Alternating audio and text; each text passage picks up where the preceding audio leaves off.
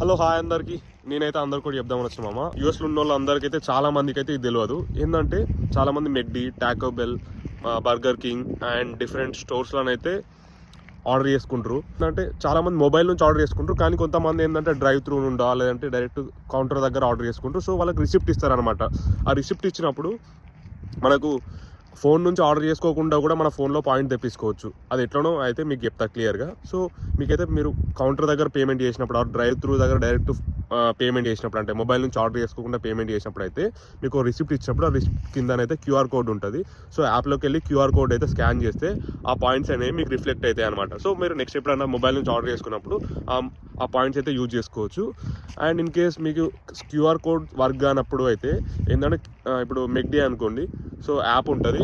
ఆ యాప్లోనైతే మనకు some code ఉంటుంది, స్టోర్ రిలేటెడ్ కోడ్ ఉంటుంది. ఆ కోడ్ అయితే అక్కడ ఎంటర్ చేయాలి యాప్లో. సో ఎంటర్ చేస్తే మాత్రం ఆ పాయింట్స్ అనేది ఫ్యూ డేస్ 2-3 డేస్ అయితే రిఫ్లెక్ట్ అవుతుంది.